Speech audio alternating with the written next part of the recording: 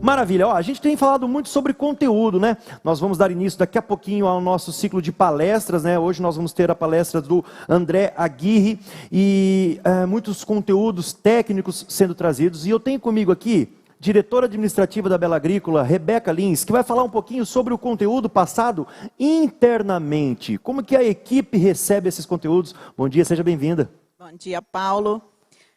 O conteúdo sempre foi muito importante na Bela Agrícola. Não é por causa do isolamento agora que a gente deixou de passar conteúdo.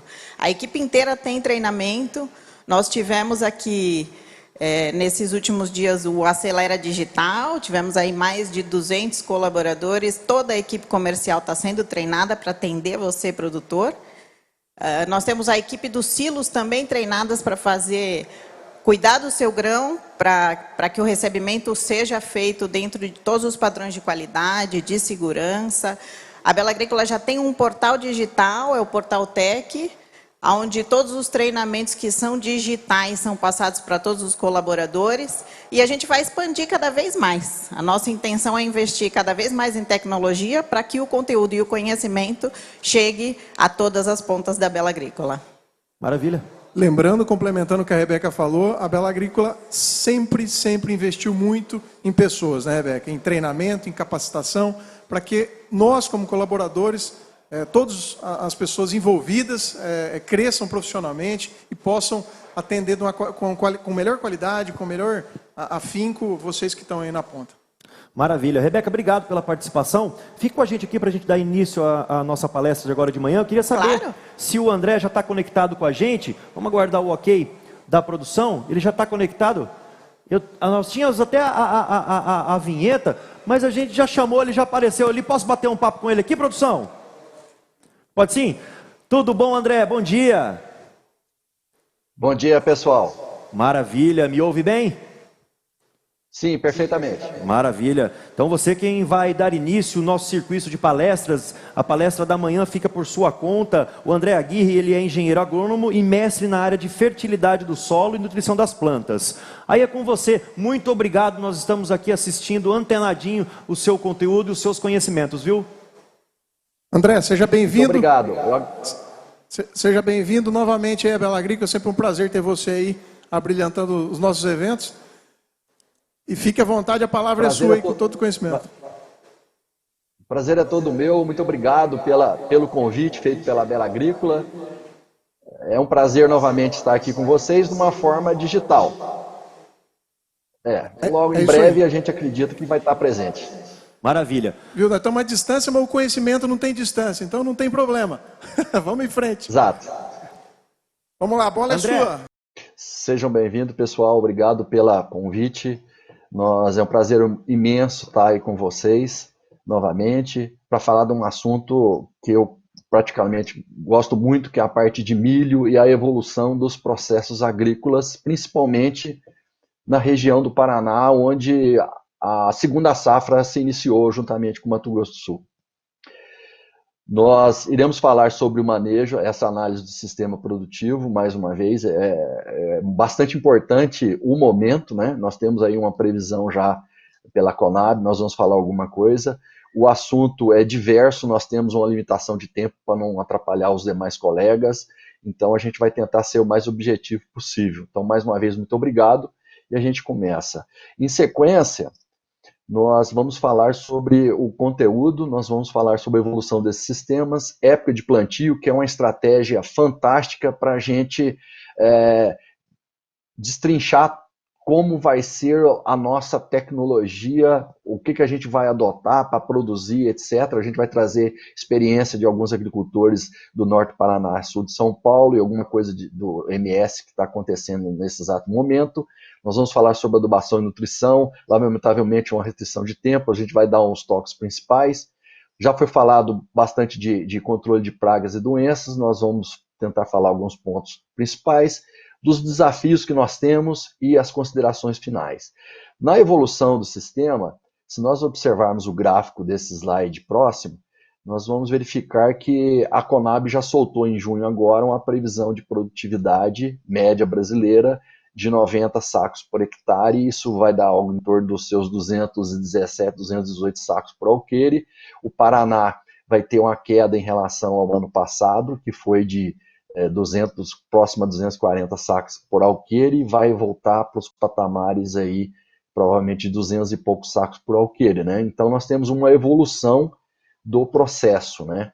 E muitas vezes, se nós observarmos no próximo slide, nós vamos ver que grande parte disso é em relação, um toque, por favor, nós vamos falar sobre a evolução do sistema. Essa é uma cópia de um trabalho feito pelo CAPES, que usou para o Mato Grosso, a gente pode adaptar para a situação nossa da região do Paraná e sul de São Paulo, que nós observamos o encurtamento do ciclo da soja e o favorecimento cada vez mais do milho, e observando que o ciclo do milho não teve tantas modificações e o ciclo da soja sim, né? Então, se nós observarmos aí até 2015, o que aconteceu foi uma evolução e a produtividade. Esse fato direcionou todo o ganho de tecnologia e praticamente ilustra a pressa que o produtor tem para plantar mais rápido possível a soja e mais rápido possível o milho para ter uma condição ambiental, principalmente no sul do Brasil, em alguns casos até de escapar do risco de geada, né? Porque seca a gente sabe que no Paraná, se pegar os últimos 13 anos, 15 anos, nós temos mais de 13 anos com restrição hídrica. Então esse é o foco principal. E geada a gente sempre tem que contar com essa situação. Se nós observarmos, muitas das empresas e das compras e das conexões que ocorreram no mercado foi porque o pessoal não conseguiu prever o que ia acontecer nesse gráfico. Então você saiu do milho verão nas regiões que tinham milho verão, né, as terras altas, e houve uma migração forte para a safrinha que evoluiu um ganho, praticamente 2 receitas para o agricultor por ano, permitindo que alguns conseguissem pagar uma área de melhor, pagar um arrendamento ou viabilizar grandemente a lucratividade dele, que isso é um fator dos mais importantes, né? Então observem bem, e daí, o que seria para o futuro? O que a gente espera? Se nós pegarmos de 16 a 2020 ou 2021 a 2025, o que deve acontecer principalmente nas áreas, novas fronteiras, onde estão entrando a safrinha, como o caso no Arenito aí no Paraná, ou em algumas regiões do Mato Grosso do Sul e sul de São Paulo. O pessoal está usando a cultura, a segunda safra de milho, no caso, e fazendo coberturas que vão desde as braquiárias, né, a também outras como os crotalária, etc., tentando melhorar o ambiente, resolver problemas de compactação, problemas biológicos como de nematóide, na segunda safra. Então isso é extremamente importante, é lógico, a gente está caminhando, não são todas as situações, a parte de sistema, o sistema chamado como Santa Fé, nós já tivemos o primeiro contato com isso em 1996, aqui na região centro-oeste do Brasil, e ela evoluiu muito, né, e com um aparato da Embrapa dando suporte técnico para isso. Então é um sistema que, principalmente em áreas mais críticas, com teor de argila menor, tem atendido bem e propiciando que o agricultor ganhe nas 2 safras, que é o diferente que tinha antigamente. O produtor arriscava com uma soja precoce, às vezes não adaptada, então ele tinha um problema de veranico, perdia a produtividade na soja e depois arriscava no milho, ou tinha seca, ou geada, e perdia nos 2. A gente não pode correr esse risco mais, isso já ficou no passado. A gente tem que ter apoio técnico e das empresas também, para que isso não ocorra. Na sequência, essa evolução que a gente preconiza, se nós observarmos que a safrinha, como uma foto que rodou a internet aí no início da década de 2000, né, numa fazenda, eu conheço essa fazenda no Mato Grosso, Campo Novo dos Parecis, eram 60 mil hectares, né?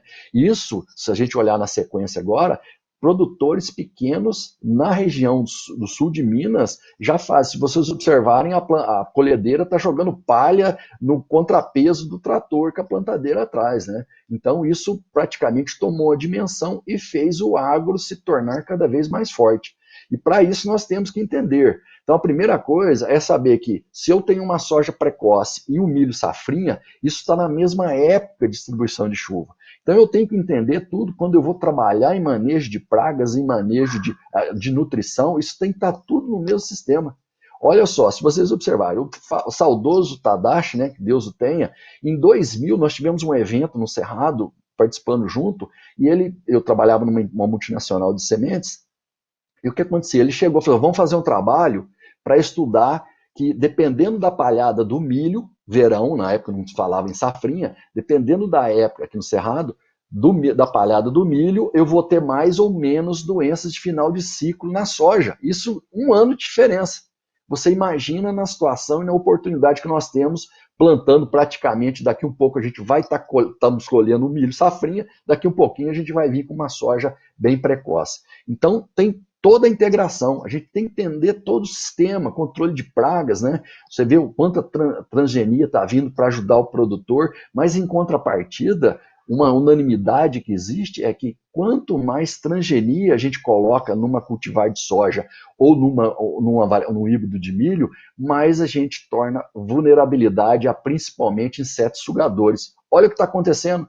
Nós temos problema com percevejo já há décadas no Paraná, nós temos, no sul de São Paulo também, MS, nós temos problemas com sugadores no milho, né, o percevejo, temos problema com percevejo na soja, nós temos problema de cigarrinha, na região norte, problemas com mosca branca, então isso agravou, né? Então nós temos que cuidar, nós ganhamos de um lado e temos que dar a contrapartida de ficar monitorando esse sistema, né? Na sequência, se nós observarmos, nós temos, aí começa a pressa do agricultor, né? Onde o produtor viu que ele perde praticamente muito tempo, eu vou mostrar alguns dados aí que já são de vários anos, né, mostrando isso aí, que ele pegou um gosto pela safrinha, principalmente conseguindo fazer lucratividade na safra de verão e na segunda safra. No centro-oeste do Brasil, plantio de soja precoce, espaçamento reduzido para não ficar desmontando e montando plantadeira, adubação a lança antecipada, todos com pormenores, pontos positivos, negativos, é onde é que eu posso adotar isso principalmente. Utilização de sojas indeterminadas, né, principalmente agricultor que busca isso, né, nós temos, é lógico, as instituições de pesquisa que dão suporte e a quantificação da tecnologia, mas quem busca é o produtor, porque ele tem a pressa que nós chamamos basicamente, ele tem que resolver problema operacional, porque a vida no campo é árdua, né, já foi falado há momentos atrás aí que ser agricultor não é fácil. Então o produtor, o que trabalha na cabeça dele, sempre resolver problemas operacionais para facilitar a vida dele, sem comprometer a parte técnica. Então esse é o dilema que nós temos. Então a parte técnica, a parte de pesquisa, é isso que a gente tem que nortear. Então o agricultor é um dos grandes desenvolvedores de tecnologia. Se vocês olharem o plantio direto aí no sul do Brasil, foi produtores que começaram, se a gente olhar todo esse sistema de adubação à lança antecipada, foi produtor com o respaldo da pesquisa e assim por diante, né? Na sequência, nós observamos também que a época de plantio. Então, a época de plantio, o planejamento da safrinha, né, foi falado há bastante tempo, ele não vai começar lá em janeiro, a hora que a soja estiver madurando e eu estou preparando para me dessecar ela. O planejamento da safrinha tem que ser agora, é no planejamento da soja. Ontem o professor Césio falou muito bem sobre o potencial. Eu tenho que começar bem a safrinha, a segunda safra, já produzindo bem soja. Isso é extremamente importante, eu não posso perder. Por quê? Porque quanto mais sacas de soja eu produzir por alqueire, mais eu vou deixar um nutriente que é altamente demandado por milho, que é nitrogênio. Ele mencionou, né, a relação de cada saco de soja que eu deixo 1 quilo de nitrogênio pela área. Esse é um trabalho feito nos Estados Unidos para o antigo Potafós, né, IPNI, que a gente fez a conversão em bushel por acre para libra pounds por quilo e chegou nesse ponto. Então, se eu conseguir produzir 68, 65 sacos por hectare ou mais eu vou deixar nitrogênio para esse milho. Então, é fundamental. Se nós observarmos a pressa da onde vem do agricultor, isso aqui são trabalhos antigos do MS. Na sequência, a gente tem trabalho aqui do Paraná, no próximo slide, que mostra muito bem os ganhos, né, no próximo slide. Ganhos no Paraná, né, justamente em épocas de plantio. Se nós olharmos no Cerrado, um trabalho feito pelo GAPS, também em época de plantio. E uma coisa que tem que estar sempre antenada para o pessoal técnico da Bela Agrícola, que tem uma carteira de clientes enorme, é tentar entender se eu tenho o mesmo híbrido vendido de qualquer empresa, e de repente eu entendo que um produtor começa a ter produtividade maior em plantio mais do fim. A gente tem que ir lá e buscar o que esse cara está fazendo. Se nós observarmos, aí nós temos a época ideal de plantio, normalmente a primeira época, que às vezes numa situação eu tenho uma expressão de determinadas pragas e doenças, depois eu tenho outras situações, então eu tenho uma época desejada. Só que nessa convivência aí de mais de 10 anos no norte do Paraná, e na Safrinha Brasil aí praticamente há 20 anos rodando tanto a região sul e norte, nós observamos que tinha produtor que eram diferenciados, usavam praticamente as mesmas regiões e tinham produtividade. Se nós olharmos no próximo slide, foi feito um levantamento em 2012 na Safrinha, onde nós observamos nesse próximo slide que a perda de produtividade, se nós observarmos lá aquele primeiro trabalho, que a gente perde 1,6 sacos por dia, por hectare, por atraso de plantio, e em algumas regiões do Cerrado também a gente trabalha com 1 saco por hectare de perda por dia de atraso de plantio. Lógico, o meu atraso de plantio muito está em função de quando vai começar a chover, limitado pelo vazio sanitário, para o plantio da soja precoce, né? Mas se nós observarmos, nós fizemos um levantamento com praticamente 78 agricultores, que abrangiam uma área de 18.500 hectares em 2012, na segunda safra, e nós observamos que do início de plantio até o final, esse pessoal perdia 18 quilos por hectare. E aí a pergunta é, como é que eu vou comparar isso se eu tenho perdas de 1 saco por hectare a 1,6 sacos por hectare e esse pessoal produz tão bem? Será que eles estão numa região privilegiada? Não. Inclusive nós tínhamos mais de 60% desses resultados era da região sul de São Paulo e norte do Paraná. Então o que é? Qual que é o milagre desse pessoal? O milagre desse pessoal, quando a gente foi com os representantes comerciais tentar entender por que esse cara tem uma certa autodependência de São Pedro, né? E muitas das vezes, eu vou mostrar só esse relato que foi feito em 2012, mas também o que se faz fora do Brasil, em regiões onde o problema de veranicos são muito mais graves do que a gente enfrenta aqui no Brasil. Tá? E o que nós observamos? Nós observamos que na grande parte desses produtores, nesses 18.500 hectares, o produtor ele tinha níveis mais elevados de nutrientes no solo. Veja bem, a planta, principalmente a planta de milho, que ela define produtividade, já foi falado isso ontem e hoje também, muito cedo. Se nós pegarmos na região norte do Paraná, num plantio aí de 12, 15 de fevereiro, ele vai estar com a 4ª folhinha aberta já com 18 dias. 18 dias, basicamente, ele já está definindo, a planta está lendo o ambiente e tentando trabalhar, se eu vou trabalhar para 250 sacos por alqueire ou vou trabalhar para 350 sacos por alqueire. E dependendo da situação que tiver o ambiente, ela já começa a projetar a sua produtividade. O que acontecia nesses casos? Nesses casos, os produtores já tinham nutrientes suficientes. Porque lembra bem, a planta não tem boca nem dente, ela não vai comer fertilizante. O fertilizante tem que entrar no solo, tem que solubilizar, tem que reagir no solo, principalmente nitrogenado com matéria orgânica, para depois a planta conseguir absorvê-lo. E nesse processo, se acontecer isso, eu tiver um problema de falta de água. Então o que se fazia? O produtor já tinha todos esses 3 processos, porque ele fazia uma hiperadubação na soja. Então tinha tempo para solubilizar, reagir no solo, e aqui com pouca água, na situação de segunda safra, o milho já caracterizava e começava a trabalhar e projetar uma produtividade maior. Tá? Então esse começa a ser os segredos do pessoal que usa o mesmo híbrido, o mesmo fertilizante na mesma região e produzia e perdia menos com o atraso de plantio. Tá? Bom, na sequência, se nós observarmos, né, na parte de adubação e nutrição, no próximo slide ainda, se nós, espero que numa próxima oportunidade a gente possa falar mais isso, principalmente que a gente já fez a nível de safrinha. Existem tabelas que já começam a contemplar a soja precoce e o milho segunda safra. Então isso foi ótimo. A gente tem colegas que trabalham na Embrapa Soja em Londrina e colegas que trabalham na Embrapa Milho e Sorgo em Sete Lagoas. E eles já tinham interação boa, mas agora já começaram a entender que tudo que eu fizer na soja, que beneficia a soja na parte de nutrição e adubação, eu correspondentemente vou melhorar no milho. Então foi excepcional. Né? Então já começamos, isso não aconteceu agora, isso aconteceu praticamente em 2014, 2015. Quando começamos a entender melhor a soja que nós estamos trabalhando hoje, que é indeterminada e precoce. Né? Basicamente é um feijão que a gente está trabalhando. né? Aonde se antigamente era muito complicado você fazer adubação foliar, trabalhar com estimulantes, com substâncias que favoreciam a liberação de certos nutrientes no solo, em soja determinada e tardia, os resultados eram um pouco mascarados, né? E o pessoal acabava tendo uma fama ruim que trabalhava com isso. Hoje, o mundo se abriu. Se nós observarmos o que acontece, a literatura americana já começa a funcionar, porque eles trabalham com soja indeterminada há 40 anos, né? E nós estamos trabalhando, em sua maioria, com esse tipo de material. Então, aquilo que a gente sabia, transloca esse nutriente, não transloca esse aqui, pode esquecer, pega esse livro e põe para escorar a porta, né?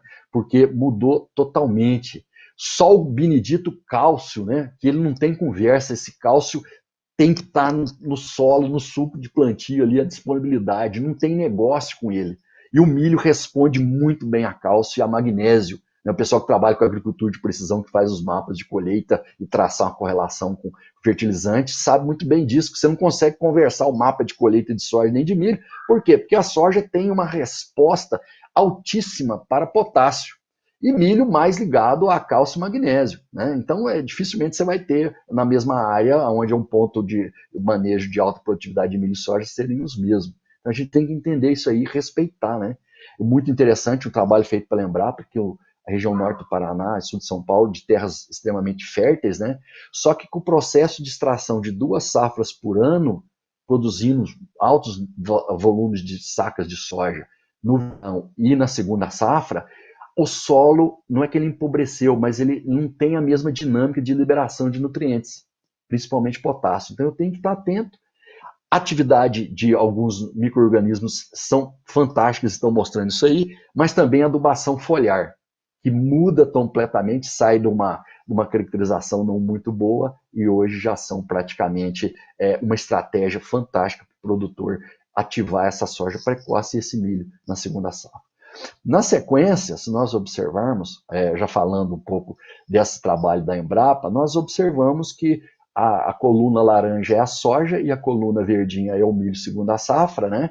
Onde eu tenho a quantidade de fósforo na primeira parte extraída por tonelada de grãos, do fósforo, né, na soja, 5,8, no milho 1,8, ou seja, o milho é menos necessário fósforo. E se nós olharmos o potássio, o negócio fica mais discrepante, ou seja, vai muito potássio embora, e no milho, esse benedito potássio fica presente na palhada do milho. Só que é o seguinte, se nós temos pouca chuva agora no inverno e vamos plantar praticamente na palha do milho segunda safra intacto, eu não tenho tempo. Os trabalhos melhores com condição de temperatura e umidade que nós temos, a liberação desse potássio presente na palha do milho vai acontecer 35, 45 dias após eu ter pelo menos 200 milímetros de chuva.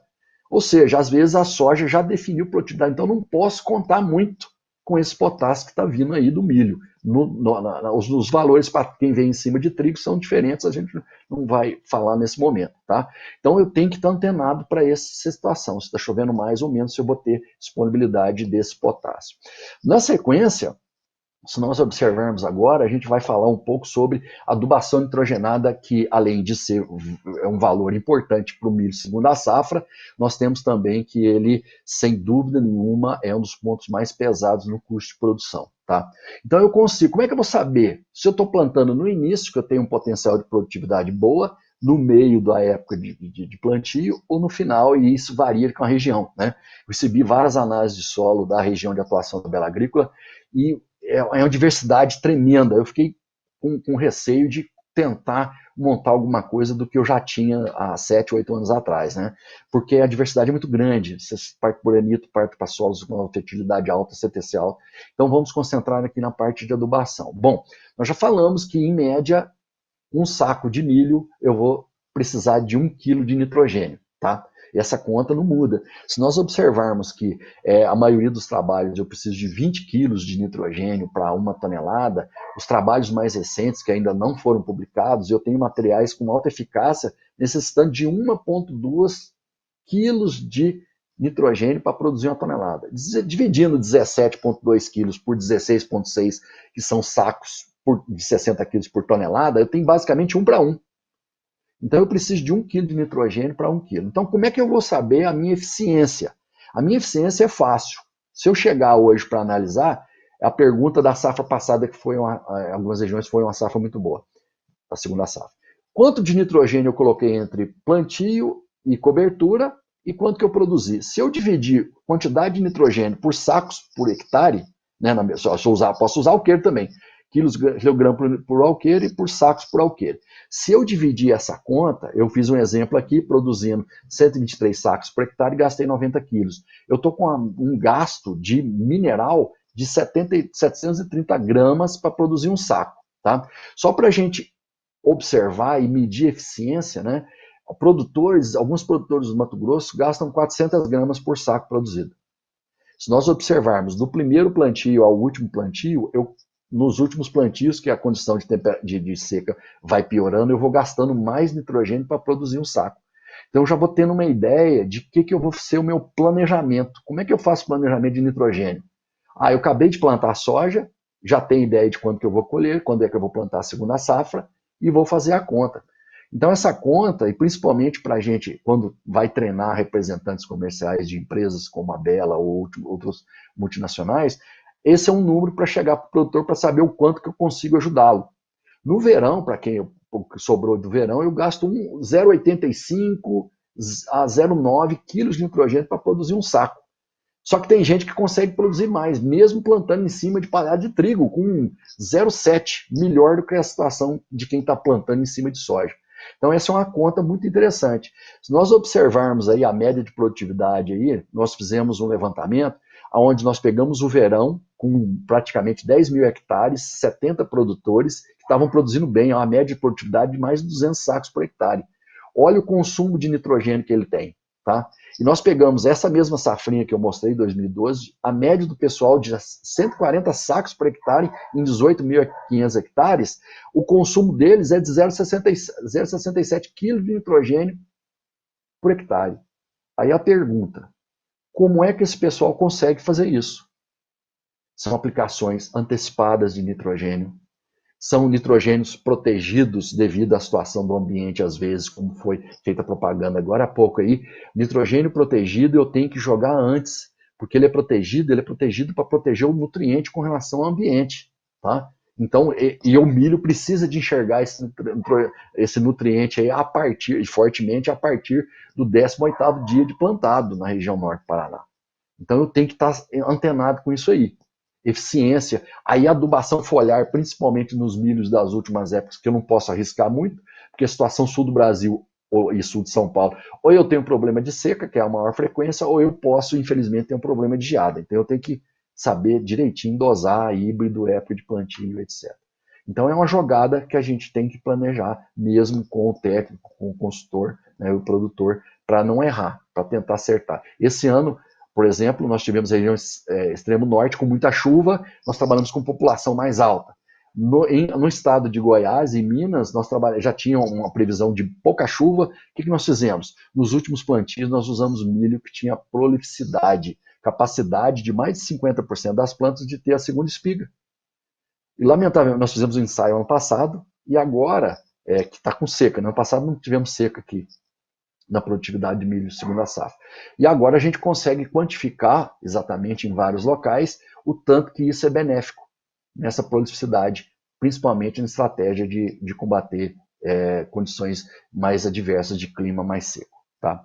Na sequência, se nós observarmos aí, nós temos outras estratégias, né? Adubação foliar. A adubação foliar serve para colocar em pé a soja precoce. Né? Então nós já temos uma quantidade enorme de produtos, mudou muito, né? Pessoas que eram extremamente contra a aplicação de principalmente nitrogênio, fósforo, potássio em soja, hoje já sabe muito bem que com essas sojas precoces nós não podemos, pós um veranico, deixar ela se entregar e favorecer uma macrofomina, um fusário, morte súbita, etc. Então isso vale a pena. Tem quantificações, tem institutos fazendo isso, já mensurando o quanto que essa adubação de NPK é favorável.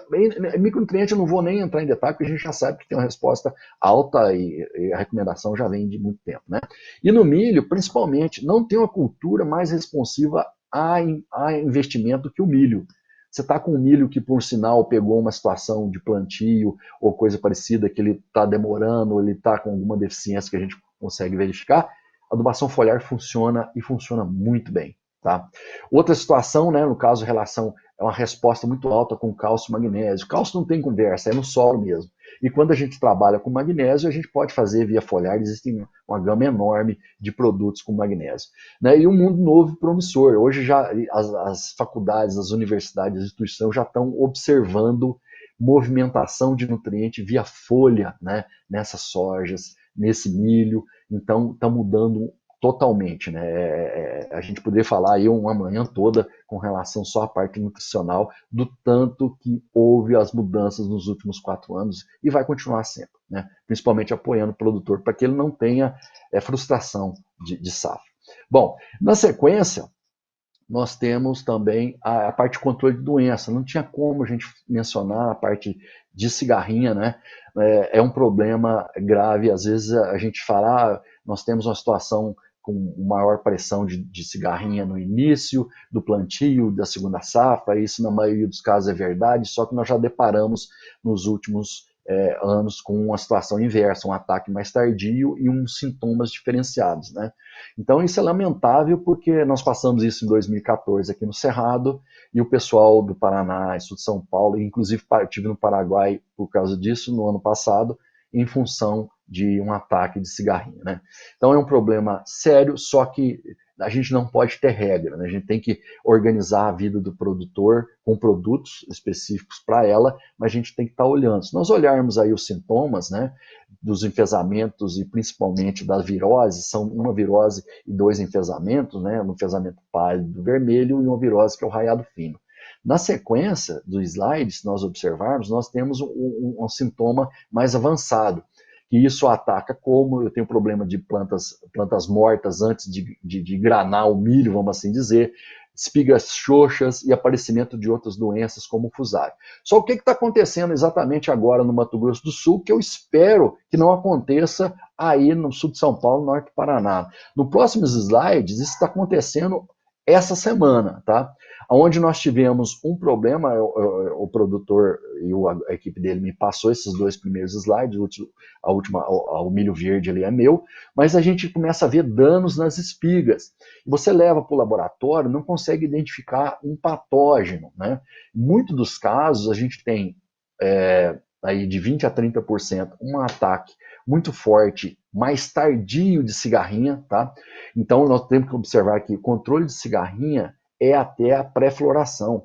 O pessoal pegou o controle de um enfesamento que era o corn stand, que isso foi problema em terras baixas, no norte de São Paulo, na década de 90, início da década de 90, que controlava até V6, né, até a sexta folha, e deixou o controle por aí, isso é equivocado, tá? Esses, como são uma virose e 2 enfesamentos, dependendo do híbrido, isso pode ocasionar um problema pós-floração. E a pós-floração, a única parte da planta que está desenvolvendo é a espiga. Então ela começa a ser comprometida, que é a parte mais importante para nós agora, né? Que a colheita nós vamos basear nos grãos que estiverem ali. Então eu tenho percas enormes, né? Pô, 10% de espiga atacada, 10% de folha atacada é uma coisa, 10% de espiga atacada é um prejuízo enorme. Então nós temos que observar isso. E outro detalhe que está acontecendo no Mato Grosso, uma suspeita, eu pus aí se era ataques mais tardios de cigarrinha, ou se esse SCMS é o Sugarcane Mosaic vários. Como no Mato Grosso do Sul tem muitas áreas de cana, tá? Existe uma virose, a virose da cana-de-açúcar, que aparentemente, né, o pessoal está fazendo teste de RNA e na técnica de PCR, para tentar identificar, e ao que parece é muito em função de pulgão. Ou seja, não é só cigarrinha, não é só percevejo, agora também nós temos o outro pulgão que a gente tem que estar antenado para que não aconteça o que aconteceu ano passado no Paraná, e inclusive Paraguai, né, e Mato Grosso do Sul. E vem um ataque e pega a gente aí desprevenido. Não podemos acontecer. Nós temos que estar monitorado. A parte de pulgão, nós temos, existe muita coisa na literatura, isso é fácil de treinar, o pulgão é relativamente mais fácil de controlar que cigarrinha, então a gente tem que estar atento. Se realmente for constatado, isso aí, aqui eu acredito que nas próximas semanas a Embrapa deve ter um posicionamento com relação à região do Mato Grosso do Sul, mas a gente não está atento. Lembra que aconteceu há 3 anos uma bacteriose na região de Cafelândia, a gente teve presente lá, né? Que, graças a Deus ficou limitada ali. Tem que estar atento, porque não existe, eu conheço 27 países, né? Não existe nenhuma área agrícola que tenha a condição que nós temos aqui no Brasil. Praticamente eu não tenho temperatura para aniquilar um vetor, né? Pra vocês terem ideia, falou-se em temperatura baixa, não estava afetando o cigarrinha. Realmente, você precisa de muito frio, uma geada bem forte para fazer algum estrago em cigarrinha. Os testes de pulgão é pior ainda. Para vocês terem ideia, para se caracterizar isso é um material com relação a esse mosaico da cana-de-açúcar, se coloca um pulgão a 5 graus de temperatura por 2 minutos, ele infectado, para ver se o milho tem uma boa resistência ou não. Ou seja, não é a temperatura que vai resolver nosso problema para o pulgão também. Tá? Então nós temos que estar atentos para isso também. Bom, na sequência, se nós observarmos, tá? Nós temos a doença, mas da doença nós vamos trazer um foco todo especial, né? Para ter a doença, nós precisamos de ter o patógeno presente na área, ou seja, se eu tenho uma palhada de milho da safra, da segunda safra do ano anterior, consequentemente, esse aí é ponto passivo. O patógeno vai estar ali, não tem outra forma. Aonde que eu interfiro? Eu interfiro no híbrido. Se nós observarmos o híbrido, de acordo com a empresa, para saber os principais problemas que eu tenho na região, como é que ele é? Como é que ele é para as doenças foliares, doenças de colmo, para cigarrinha, para pulgão, tá? E o ambiente que, lamentavelmente, nós não temos muito controle no ambiente, né? Então, nós somos mais passageiro do que motorista dessa situação. Então, o único foco que a gente tem é o híbrido e, na situação seguinte, o controle, né? Desde que faça necessário e entre no grau de necessidade de controle para não ter dano econômico. Na sequência, se nós observarmos, é só uma ilustração do que era em 2000. Nossa vida era muito tranquila no início da década de 2000, né?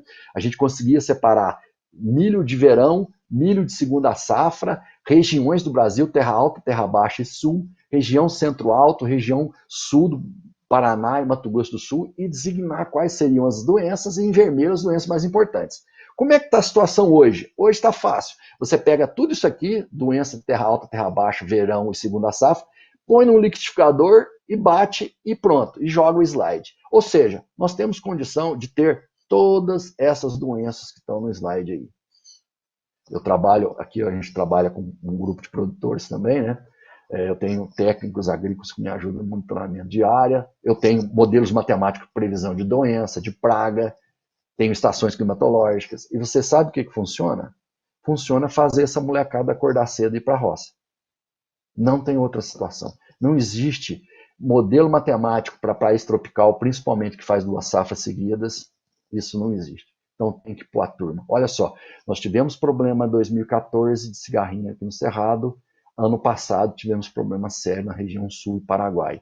Nós estamos tendo problema, o pulgão já incomodou a gente muitas vezes, né? Então, o pulgão a gente já é bem vacinado. Agora, incomodando a região de Maracaju, principalmente no Mato Grosso do Sul, tem uma chance enorme disso aí, quem está próximo à cana-de-açúcar, de se incomodar com isso em alguma parte dos próximas safras. Então, a gente tem que estar atento, tá? Bom, seguindo em doenças do milho, se nós observarmos as principais aqui, né, o complexo de mancha branca, mitospóreo túrcico, a cercóspora e a ferrugem comum, né, são doenças foliares que a gente tem que controlar.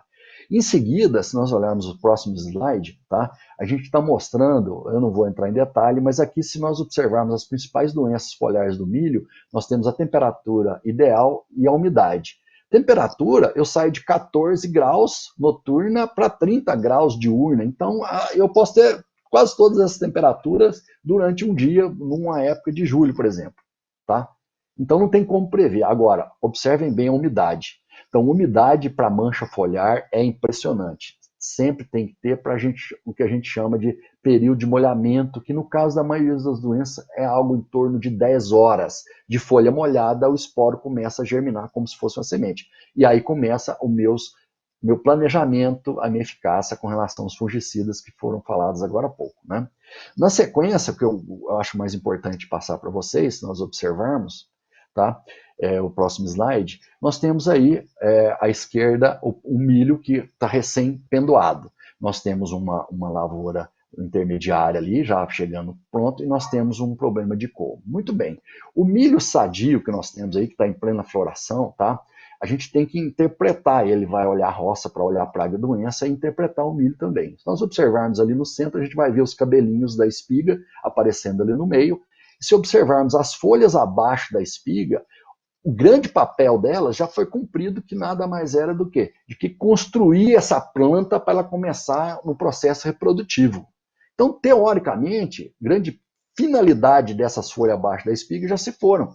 Ela não tem muito mais. A única coisa que ela tem que fazer é dar manutenção do sistema radicular, que inclusive já começa a entrar em processo de degeneração. Ele começa a perder porque o foco é produzir grãos. Então, as folhas acima da espiga têm um papel fundamental de manutenção dessa planta, polinização, o cruzamento, formação de grão e enchimento de grão. Então, é muito importante essas folhas acima. Bom, então é normal, numa situação corriqueira, da gente perder 3, 4 folhas do bacheiro em detrimento de o milho se entrar em processo de senescência, etc. Bom, quando nós começamos os primeiros trabalhos de aplicação de fungicida, por que eu estou falando em fungicida? Porque eu comecei a olhar um pessoal do Mato Grosso do Sul, regiões mais arenosas, onde o pessoal estava com problema de seca e estava usando fungicida. Pô, mas espera aí, vocês não têm doença nenhuma, não tem lesão, nós temos aí mais pelo menos 7 dias sem chuva, vocês estão fazendo fungicida por quê? Eu falei, porque a gente sabe que se fizer fungicida, a gente mantém folha verde por mais tempo. Tá? É justamente isso. Quando eu faço fungicida, principalmente em épocas até a floração, né, antes da floração, obviamente, eu mantenho essas folhas verdes por mais tempo. Nós começamos a fazer trabalho, e cada aplicação que eu faço de fungicida, eu tenho um ganho de 3 a 4 sacos. Bom, aí fica fácil. Quanto custa o fungicida e a aplicação? Quanto custa o saco? Faço a divisão e vejo se compensa eu fazer a aplicação. Tá? Então, é uma estratégia excepcional para resistência à tolerância à seca também. Não é só na parte de controle de doenças. Tá? Então, a gente sabe que há praticamente um corte na produção de etileno, que vai desencadear água oxigenada na folha e vai entrar em senescência. Isso para. Tá? Então, existem fungicidas que fazem isso. Então, é muito interessante. Né? O milho valia muito pouco dinheiro, a gente sabe, isso há 30 anos atrás. Né? Então, o que é importante no milho? O pessoal usava fungicida muito barato. Usava só protetor, né? Os protetores que eram baratos, usava ele 2, 3 vezes até a entrada que se permitia do pulverizador e depois acabou. Aí eu trago uma pergunta para você. Vocês sabiam que já se usa fungicida em milho há mais tempo do que em soja? Agora, por que não existe, um dos fatores, né, não é o principal, mas um dos fatores que não existe problema de resistência às doenças foliares, principalmente que eu passei agora mesmo para vocês, com relação a esses fungicidas. Por causa de uso de protetor, pessoal. O pessoal usava protetor porque era mais barato. Hoje nós não temos. A primeira geração de triazol-estribulina que usava no milho, conforme foi feita uma propaganda agora mesmo, continua sendo um excelente fungicida, principalmente se usa protetores. Tá? Então observem bem. Bom, vamos continuar no nosso slide aqui, vendo a plantinha de milho verdinha ali, etc. Quando eu faço, o que acontece com o milho? O milho começa a polinizar, ele vai gastar uns 7 dias, depois que ele é fecundado, cresce o tubo polínico ali, etc., ele vai no grão e aí começa. É uma transformação muito grande. Então o milho vai começar a tirar nutriente da folha e levar para o grão. Só que a distância é longa e a quantidade é muita. Então o que ele faz? Ele faz uma parada, ele tem uma estrutura provisória de armazenamento desse nutriente que se chama colmo. E o que acontece se eu perder essas folhas por seca, por lagarta, por doença? Eu perder. E o milho não quer nem saber. Se ele programou para ter ali suas 260, 300 grãos na espiga, ele vai tentar encher. Procurou na folha, não tem, ele vai para o depósito dele, que é o colmo. E aí ele vai exaurir o colmo. Então aquele milho exaurido, ele já começa a perder a capacidade de se tornar resistente. Falou, peraí, o que você está querendo dizer? Estou querendo dizer que se a gente olhar a doencinha ali da direita, tá, que é um colmo que já está com fusário, ele pode ser precavido com fungicidas de aspecto de controle na folha. Quanto mais verde for a folha, mais a integridade do colmo vai ser. O americano chama isso de stay green, ou seja, manter verde. É fácil você quebrar uma varinha seca. Quebra uma varinha verde para você, é fácil. Então mantém isso aí. E a partir do momento que eu não tenho isso, aí a gente vai para o slide do meio, aqui, essa figura do meio. Se vocês observarem a linha tracejada, a parte de cima do milho já morreu. Isso o americano chama de top dieback, ou seja, o ponteiro morreu. Eu Entra o fungo no colmo, por ter a maioria dos casos que eu perdi as folhas, ataca o colmo, tranca a circulação ali, principalmente de xilema, e aí a planta não recebe nutriente lá em cima. Então ela começa a morrer de cima para baixo. O normal é morrer de baixo para cima. E observem a safrinha, aonde ainda tem milho verde. Milho começou a morrer de cima para baixo, é alguma coisa que não está legal. Tá? Então observem bem isso aí. Então fungicidas para manutenção de folha com protetores, eu torno o milho mais sadio para a doença de colmo, consequentemente um melhor enchimento de grão. Tá ok? Na sequência, né, então, o fungicida em milho é quase que se fosse um seguro automotivo, né, que chega ali, vence, a pessoa de seguro me devolve dinheiro, porque se me custa 2,5 sacos a aplicação e eu ganho 3 sacos, se não acontecer doença. E se acontecer doença, eu posso segurar a produtividade em 18 sacos, 20 sacos por hectare. Tá? Bom, o que acontece quando a gente tem os desafios, né? O que é o desafio? Sem dúvida nenhuma, é produzir mais milho com menor risco, levando em conta genética, ambiente, manejo. Nós temos mais um jogador aí que chama o trait, a genética junto com a biotecnologia. A gente sabe que tem um limite de biotecnologia para você inserir na genética, que isso pode comprometer a produtividade, mas se eu estou acostumado a plantar um híbrido com a tecnologia tal, estou indo bem, e aí me vem mais uma tecnologia, lembre de testar, tá? Porque pode ser que isso aconteça algum problema na frente ali, porque e se pensava antigamente que eu não teria nenhum problema com relação à produtividade. Não, não é bem assim, tá? Eu tenho que testar esse material com esse novo trait para saber se ele é tão bom quanto o que eu estava plantando e tendo sucesso. Avaliar melhores híbridos com relação à população de plantas. Então a gente vai falar alguma coisinha agora há pouco, né? Agora mesmo, mas é extremamente importante a gente saber que nas melhores populações maiores, para maior teto produtivo em ambientes melhores, que normalmente são os primeiros plantios, tá? Meio, eu tenho que trabalhar com a população ideal. Isso é muito difícil da gente falar, porque nós tivemos uma quantidade de híbridos, felizmente, lançados em grande quantidade para atender ao mercado, que é um mercado em crescimento. A gente sabe que o tamanho da área, aí mais de 13 milhões de hectares de milho segunda safra, é extremamente importante e tem que ter, o ambiente são todos adversos, então tem que ter uma gama enorme de híbridos para atender isso aí.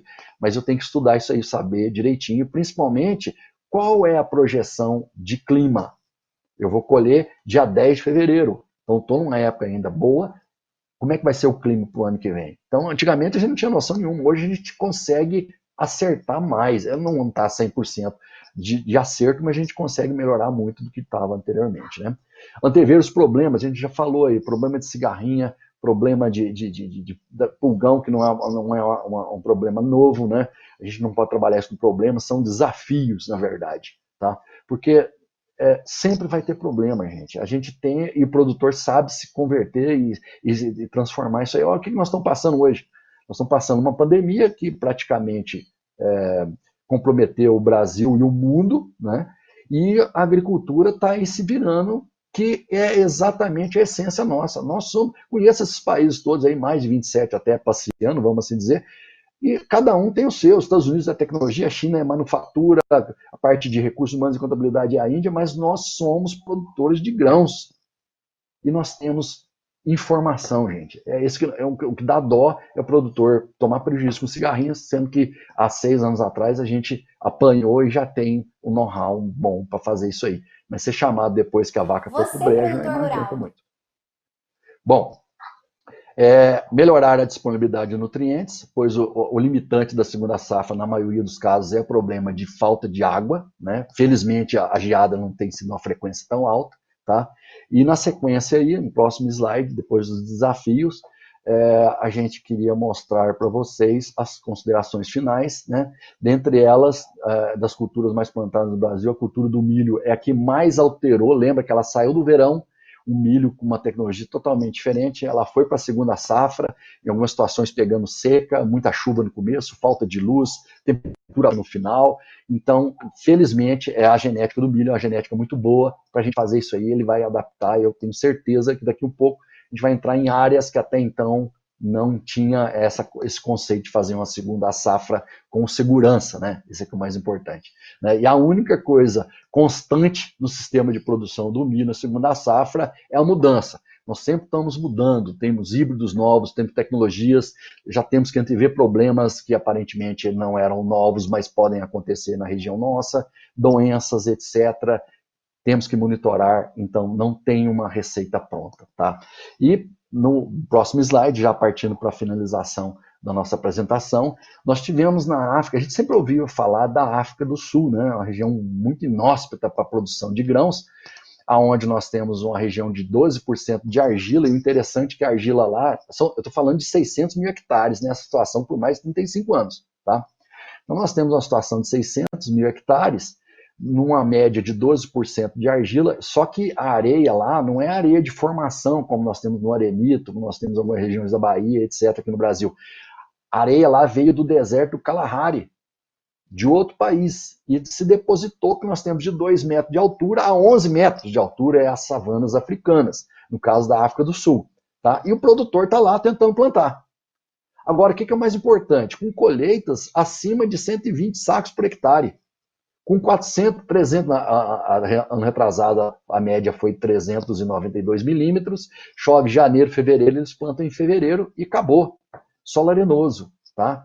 E o que são 2 pontos, basicamente. Primeiro, ele já tem o nutriente pronto. Se ele não adubar, ele já está vindo, ele aduba a safra anteriormente.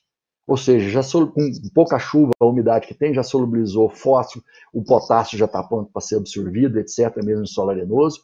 E o mais interessante, ele trabalha com 35 mil plantas finais, só que cada planta com 2 a 3 espigas viáveis, como vocês podem observar ali. Tá?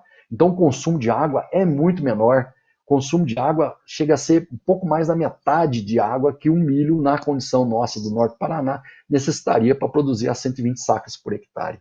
Tá?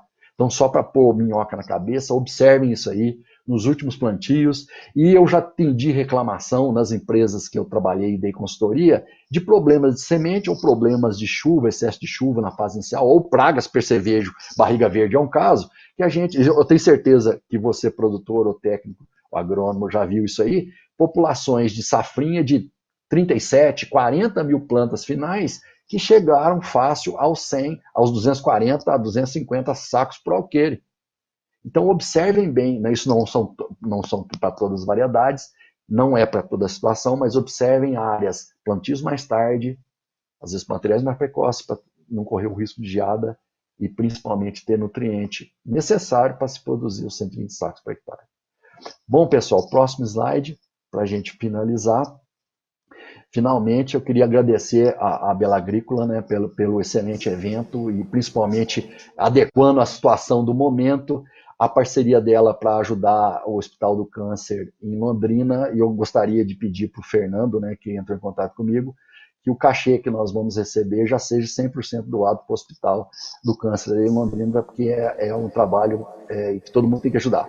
E, finalmente, próxima tecla aí, por favor, a gente falar a palavra do Darwin, né? Não é o mais forte, não é o mais esperto que vai sobreviver à situação, não só essa que nós estamos passando, mas futuramente. Sim, aquele que tiver a capacidade de adaptar para a situação do momento, tá ok? Então, um grande abraço, a gente vai estar aberto a perguntas, caso tenha, e mais uma vez, muito obrigado. Olha só, muitíssimo obrigado, André. Todos ficaram aqui emocionados com a sua atitude, viu? É isso mesmo, Okay. Quanto mais a gente faz, mais eles ganham. Obrigado, parabéns pela sua ação, parabéns por ter mencionado Darwin ali, é os que se adaptam que vão sobreviver, não é nem o mais esperto, nem o mais forte. O poder de resiliência nesse momento vai falar muito mais forte. E diante de uma notícia dessa, eu estou vendo aqui, o Celinho está comigo para interagir contigo, fazer uma pergunta, mas eu estou vendo que o João já está vindo ali, ó. Quer vir, João? Quer falar alguma coisa com o André? André, olha o sorriso aqui, ó, depois sorriso que você de doou o cachê para o Hospital do bicho. Câncer aqui, ó. Maravilha, show de bola, viu? Espero que todos façam o mesmo. Poxa, que gesto, maravilhoso, assim, além dos teus conhecimentos aí, que fantástico a tua apresentação, cada vez que a gente ouve, é incrível, realmente, puder a gente tentar conseguir fazer uma parte disso tudo aí, porque realmente é fantástico. João, você quer falar agora? Sim. Não, só parabenizar você, foi ótimo o bate-papo aqui, a palestra, muito bom mesmo, veio colaborar muito com a gente aqui. Parabéns, é a primeira vez que eu assisto, gostei demais. Ô André, a gente estava aqui a gente tem algumas perguntas, mas o tempo não vai ser permitido fazer todas, vou tentar aqui resumir e fazer umas duas. Mas antes eu queria, no intervalo aqui o Paulo estava falando para mim, poxa, eu não sabia que tinha tanta complexidade numa cultura como o do milho. Né? E aí eu falei para ele que todas as culturas são complexas, mas a do milho realmente ela é muito complexa. Né? A gente viu aí tantos pontos que você passou, e eu me lembro de uma pesquisa que a gente viu há um tempo atrás, onde diz que o agricultor toma em uma safra mais de 2.000 decisões. Ou seja, ser agricultor realmente é uma complexidade grande. Então, se realmente o agricultor não se apoiar em informações, em bons produtos, em boas recomendações, você não consegue extrair realmente todo o potencial de uma cultura como o milho, que é uma cultura dos pouquinhos. Né? Você ganha um pouco lá com o fungicida, você ganha um pouco com o manejo, com a genética, com a tecnologia, para que no final você extraia realmente o potencial que a cultura tem. Né? Então é fantástico realmente. Gostei muito do que você falou, que existe tudo, mas se não sujar a botina aí no comecinho do dia e cedo para a lavoura, não funciona. Ou seja, pode existir tudo, mas no final das contas temos que estar lá no campo, temos que estar cedo lá olhando a lavoura, olhando a cultura. Né? Isso é muito, muito bacana também. Outros pontos que eu anotei que eu achei bacana, a questão da proteção com relação a fungicidas. Né? Hoje, no norte do Paraná, ainda se investe pouco, na média, né? A gente faz ainda menos de uma aplicação por alqueire, é pouco. Né? A gente deveria estar evoluindo já, precisamos evoluir para 2, 3, porque é o que você falou, o investimento, o custo-benefício, ele é muito compensador. Né? Cada aplicação de fungicida, quanto que retorna em produtividade, não é mesmo? Então isso é muito importante. A questão da adubação de sistema que você trouxe é um ponto muito interessante, a gente fazer a conta de grãos produzidos no ciclo, né, no ano, e não só olhar para uma cultura. Né? E aí eu quero linkar uma pergunta para você, que é a sua opinião sobre o quão importante a gente sabe que o milho é sensível à adubação, principalmente a nitrogenado, e quão importante é o produtor escolher um produto de alta qualidade e alta eficiência. Porque a gente vê muito, infelizmente, no mercado, produtos de N qualidades e de vários preços. Né? Então, às vezes, a gente vê que o barato sai caro. Quão importante e viável é para o agricultor escolher um produto que é encapsulado, que tem liberação controlada, enfim, que tem toda a tecnologia embarcada nele. Qual que é a tua visão desse ponto aí, André? Eu queria que você falasse um pouco. Olha, excelente pergunta, porque às vezes o pessoal quer baratear no ponto de nitrogênio, tá? É muito difícil de você fazer uma recomendação se você não conhecer o ambiente que o produtor está. Tá? Os Estados Unidos é um exemplo disso. A gente aprendeu a trabalhar com nitrogênio protegido na situação deles. Então, o que acontece? Quando nós trouxemos isso para o Brasil, principalmente na parte de tecnologia, nós verificamos que quando você compara nas regiões onde você tem uma ótima distribuição de chuva, com altitudes acima de 1.000 metros, vide Guarapuava. Era o único lugar onde a ureia comum não tinha tanta diferença igual a ureia protegida de alta qualidade. Agora, quem está plantando lá? Essa é a questão. Tá? Nós não podemos contar com isso. Nós temos uma diversidade, o produtor tem muita coisa para fazer, porque eu já falei, tem que fazer a cobertura antes. Se eu fizer a cobertura e virar em chuva ou virar em sol, o produtor está colhendo soja, está brigando com percevejo em soja, está comercializando, etc. Ele não tem tempo, às vezes, para ficar vigiando o clima para saber o melhor momento para aplicar. A segurança dele e a eficiência está nesses elementos de alta proteção, vamos assim dizer. Perfeito, perfeito, André. E um outro ponto que eu queria que você voltasse e reforçasse um pouco mais, você comentou que a cultura do milho, a gente sabe, ela se define muito cedo, né? 18, 20 dias, ela praticamente já está definindo aí o seu potencial produtivo. Queria que você reforçasse um pouco esse ponto de quanto importante é essa proteção do milho nesse inicial, né? Porque muitas vezes o produtor só vai fazer alguma coisa de proteção quando enxerga. E aí muitas doenças ou muitas coisas a gente só vê depois que a gente viu, já foi, né? Então, gostaria que você reforçasse um pouco isso, a importância e quanto isso traz de prejuízo ou de produtividade a mais, né? Então, a gente mencionou isso aí, né? E felizmente, quando esse milho tem que receber, enxergar esse nitrogênio, às vezes o adubo de cobertura nem chegou na fazenda. Como é que você vai fazer? Então, o produtor tem que se planejar, né? Não tem outra forma, porque ele tem muita coisa para fazer. E a pior situação do mundo é a situação de plantio de safrinha e início de desenvolvimento da cultura. Porque ele tem mais coisa para fazer, né? Eu lembro bem que o produtor que tem funcionário, né?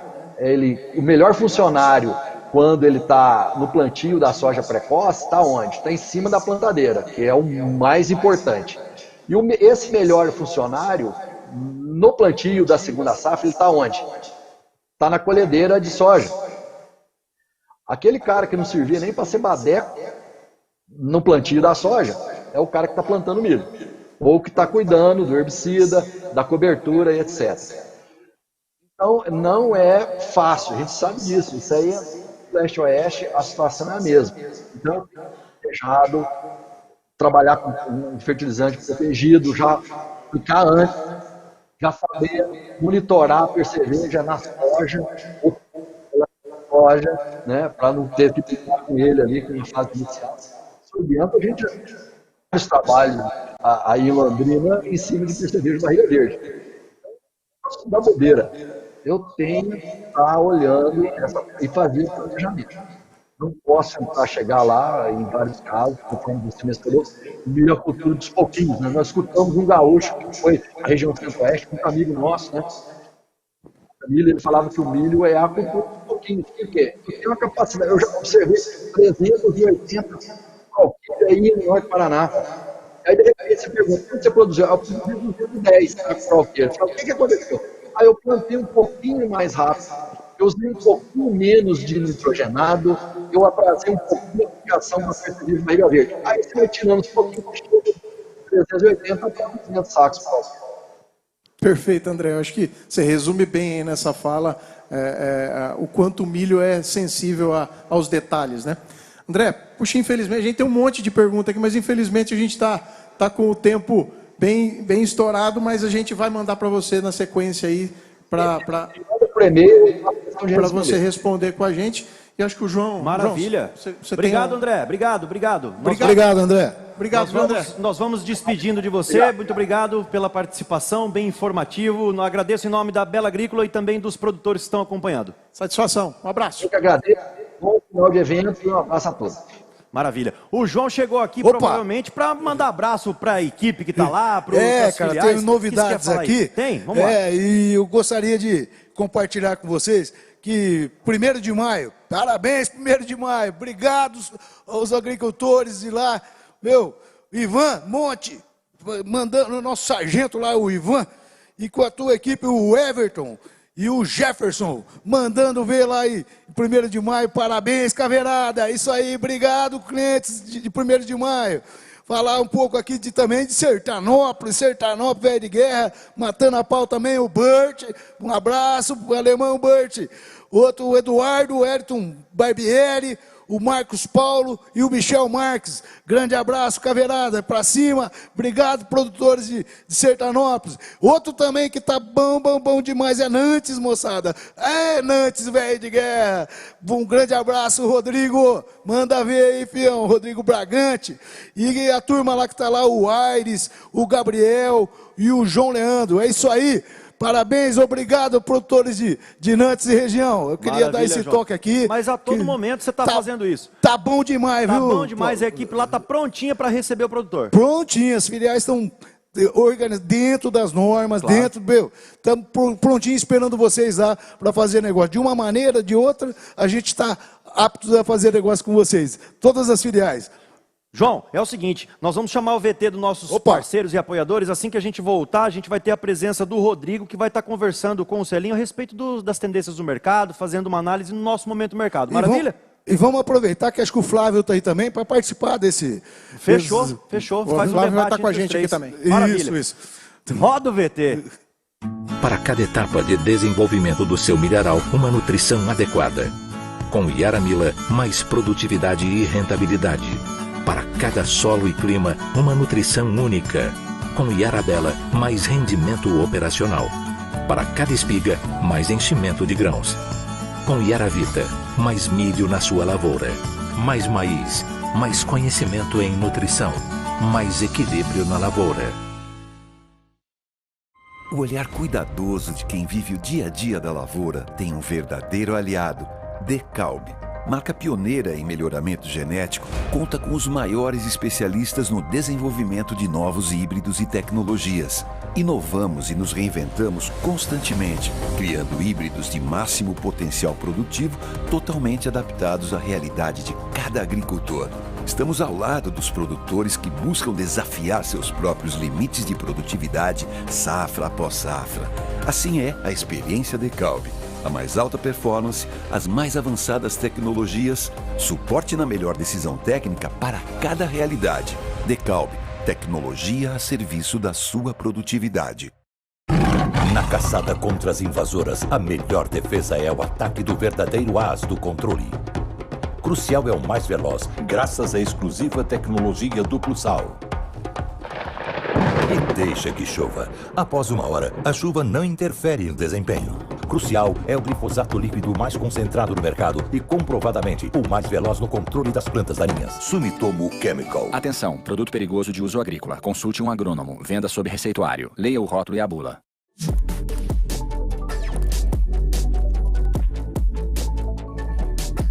Esta é a linha Master Vital. São soluções validadas para diversas culturas, que promovem o equilíbrio metabólico e a arquitetura da planta na fase vegetativa. Isso se faz com a solução Master Equaliza. Você sabe qual a influência da arquitetura das plantas sobre a produtividade e a caixa produtiva da soja? A quantidade de ramos laterais e seu desenvolvimento uniforme aumentam a quantidade de nós reprodutivos e, assim, o potencial em produtividade. Esta solução leva ativos específicos que atuam na arquitetura e no equilíbrio metabólico, o que resulta em plantas com maior número de nós reprodutivos. Quanto mais nós reprodutivos, maior tendência à expressão do potencial em produtividade. Além disso, reduz os efeitos inibidores da enzima EPSPS, causados pelo glifosato, e aumenta a tolerância às adversidades. Master Equaliza entra na fase vegetativa. Sua combinação com Master Raiz é que faz o alicerce e a arquitetura das plantas para bons resultados. As soluções da linha Master Vital, posicionadas em cada fase fenológica da cultura, equilibram metabolicamente as plantas, o que favorece a expressão máxima do potencial produtivo, gerando ganhos reais ao agricultor. Soluções Master Vital. Tecnologia inspirada na perfeição. Somos a Master Agro. Nós produzimos valor para o seu negócio. Junte-se a nós.